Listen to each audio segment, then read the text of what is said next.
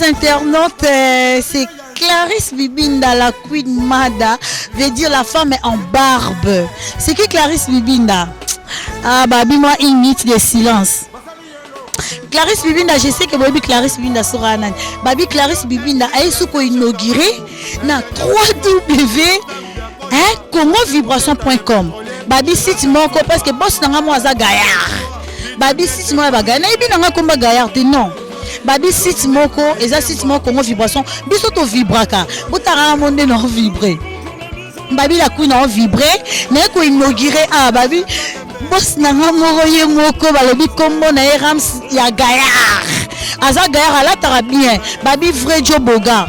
Na ibi se ko ngabi boss, d'ailleurs c'est pas parce que la counae n'a ça masona ngana lekio ba Serge Kassiama balobi propriété privée Andimi babi propriété privée génération consciente Andimi donc veut dire masolo za ko sepe la boza au sepe na kati à Paris na yeli bino masolo moro ya bien na ebisa bino na za na ngapona pour na bino nyonso parce que abandenga na eko vibrer. Est-ce que vous avez signification en moto a un téléphone na vibration? Il faut comprendre. Moi si on a une vibration, na eko vibrer parce que nous on vibrer, na bi que moto danger parce que na l'équipe le loti lobby. Babi bozea au CP là, ba matos ba matériel na biso nyonso tout babi eza bien. Oh nini te biso to na nyonso ato uti na Olwana ato uti na yo Amérique ato uti pour nous c'est l'émission na la Queen aweza autre luka te parce que awa eza nyonso ezali yo na nini yo sia batiepe ba wana batiepe yo wana lote ma alekio pe yepe alekio babi Rams Gayara non si maramu totara moi muswahili c'est là aussi tout parce que mandef nanga mais la femme en bas je faisais toujours dire j'ai mes barbes donc veut dire ana ko vibrer na méchant ana sekate na méchant parce que na bike bozer au CP la na ko vibrer veut dire na ko vibrer na baluka pour la petite veut dire que non na la kanda danger na la kanda na bino nyonso na monique boyaki oh boyaki te ngana ye lisusoa vous allez tourner oh la queen a commis sur na Congo vibration ben oui ande na moni bato ba vibrer na bi que ça c'est pas propriété privée yebi mamna loba babi chéri chibambalo loba na ngaki ne ko luka Rams Gaillard ke ngayo na pas Rams Gaillard siko ngayo na awa na ko vibrer pour na la nouvelle actualité à bien ba masolo bien ici on travaille. Je suis pas là pour badiner, non. On est là pour ça bino plaisir, pour na se pesalanga bino. Babi masoleza ki dogo magaz. Bon, nous on a la Queen qu'on a 3W Congo vibration. Na émission la bino ya entre nous. C'est na ba entre nous na poulet déjà. Babi Serge Kassiama ya famille ya Barasiama. Babi on a les managers, il y a Congo vibration P. Ngam na confirmer ngo. Azane sous te ya Congo vibration.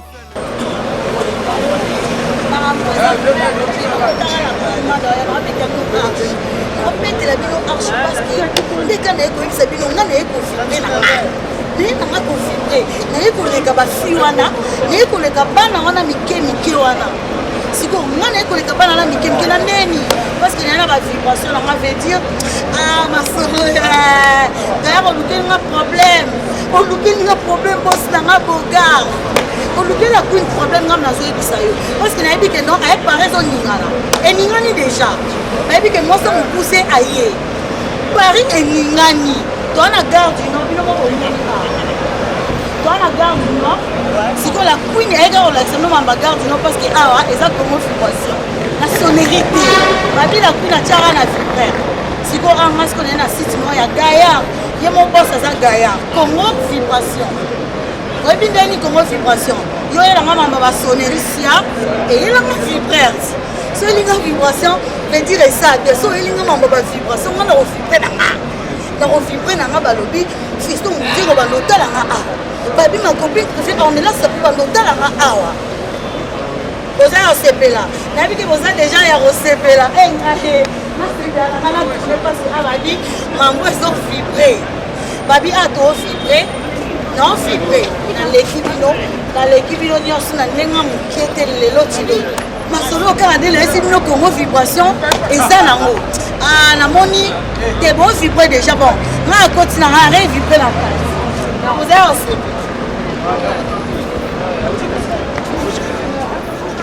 nayebi ke non bozaya kosepela naye koyebisa sikoyo bafani na nga bao balinga la Queen Mada balobi Cécile Kitoko motema ya jo mama Nelisia na édition obandolanda nga awa landa nga a babi Chiri Chibamba lobandolanda nga a balobi Junior Mokutu Masaka lobandolanda nga a et bon ce que ton azo est-ce que komona sikoyo Rita Malou mokonzi ya Turquie yo bandolanda la Queen a nga la komi na nga déjà okende parce que nayebi ke masolo eza bien eza kidogo magazine nayebi ke non propriété privée na nga moko andimi babi Serge Kassiama na okoki parce que nayebi ye aza prêtre danger nanga bozaka ya osepela na ke nanga botaka arche na obetela bino mwasa mandefu mwasa mukuse babi masoza kido makasi tanti Gisèle Kalonda balobi Gisèle Kalonda Taylor Vanda obandola nanga Congo vibration vava kalune bandola nanga boza ya osepela parce que na ene pona sepesa bino na ekoleka bana na mike na ekoleka bango boza ko sepa babe monsieur za kidogo magaz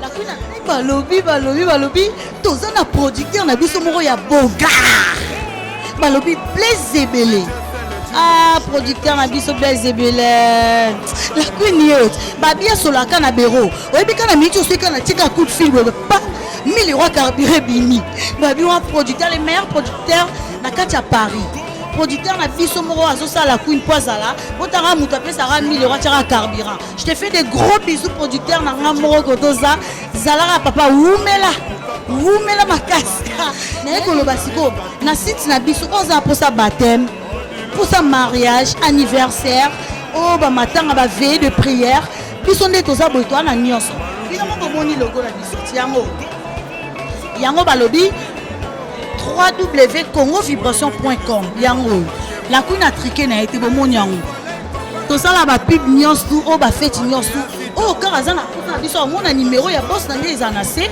et qu'on défile na se bon mon appel la Queen de défiler na se donc babi masolo eza bien talara bo umelara ba fai na bo umela to sali bongo à la prochaine kidogo magaz check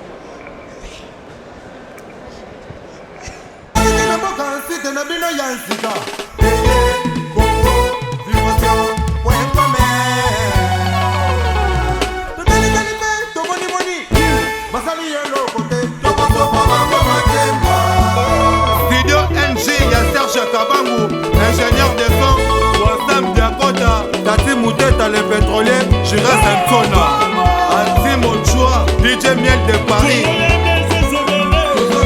Dominique Mayemba.